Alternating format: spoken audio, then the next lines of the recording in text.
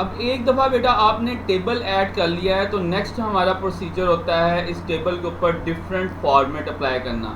जैसे हम अपने टेक्स्ट का कलर चेंज कर देते थे, उसको हमने हाईलाइट किया, उसका टेक्स्ट का साइज़ इंक्रीज़ किया या डिक्रीज़ किया, तो इसी तरह बेटा हमारे टेबल के ऊपर भी डिफरेंट ऑपरेशंस परफॉर्म किए जाते हैं। सबसे पहले बात की जाए तो ये टेबल स्टाइल की है कि आप किस किस्म का टेबल देखना चाहते हैं। आप एक एक ऑप्शन को सिलेक्ट करें। डिफरेंट स्टाइल्स में हमारे पास टेबल्स मौजूद हैं, हम उन डिफरेंट स्टाइल्स के टेबल को ऐड करवा सकते हैं। अच्छा, इसका हरगिज़ ये मतलब नहीं है कि आपके रोज़ और कॉलम कम हो गए हैं। जैसे मैं इसकी बात करूं तो अभी भी आपके उतने ही रोज़ हैं और उतने ही कॉलम्स मौजूद हैं, लेकिन उसने एक थोड़ा सा स्टाइल बताया है कि इस स्टाइल का टेबल भी आप बना सकते हैं। यानी उसकी सिर्फ सिंपल डिज़ाइनिंग है।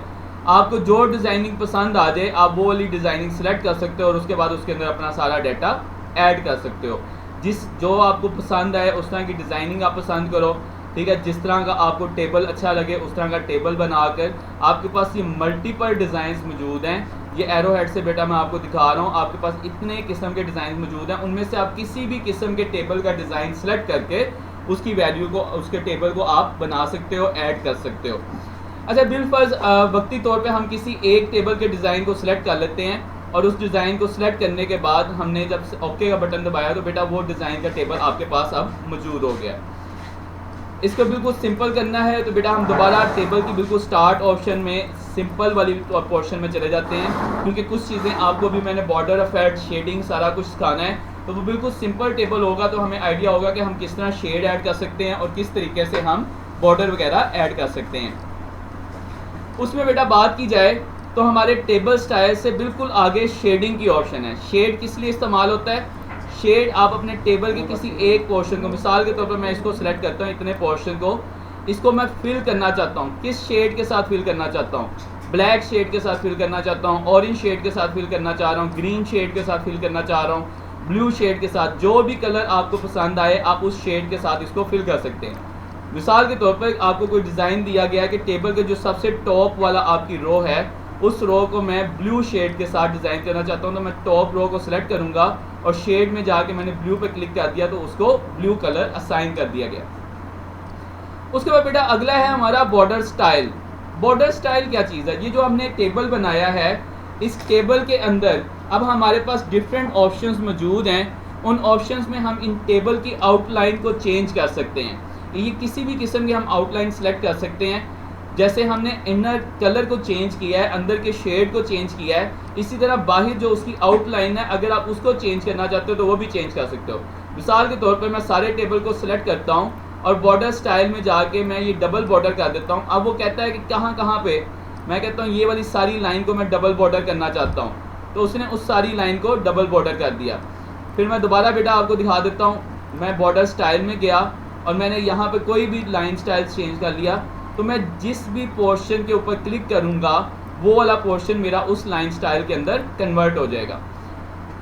इनर शेड भी कर सकते हैं, बॉर्डर का स्टाइल भी चेंज कर सकते हैं, बॉर्डर की जो इसकी आउटलाइन है उसकी आप विड्थ भी बढ़ा सकते हैं।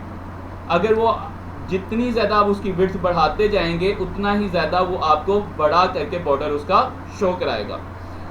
अभी तक बेटा 3 चीज़ें हमने सीखी हैं।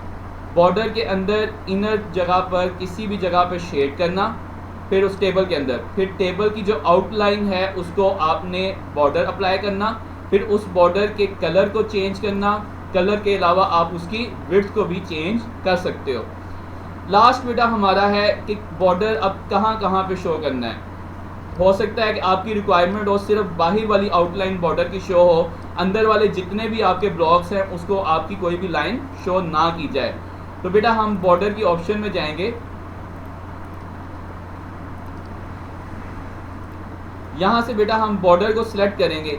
बॉटम बॉर्डर, इसका क्या मतलब है कि सिर्फ उस सेल की या उस ब्लॉक की सबसे नीचे वाली लाइन को बॉर्डर दिया जाएगा। टॉप बॉर्डर, ऊपर वाली लाइन को बॉर्डर दिया जाएगा। लेफ्ट बॉर्डर, मैं आपको एक आधी एग्जांपल करके भी दिखा देता हूँ। मिसाल के तौर पे मैंने पहले कॉलम को सिलेक्ट किया, पहले कॉलम को सिलेक्ट करने के बाद अगर मैं इसको नो बॉर्डर कर देता हूँ तो वो पूरे कॉलम से बॉर्डर को ख़त्म कर दिया गया।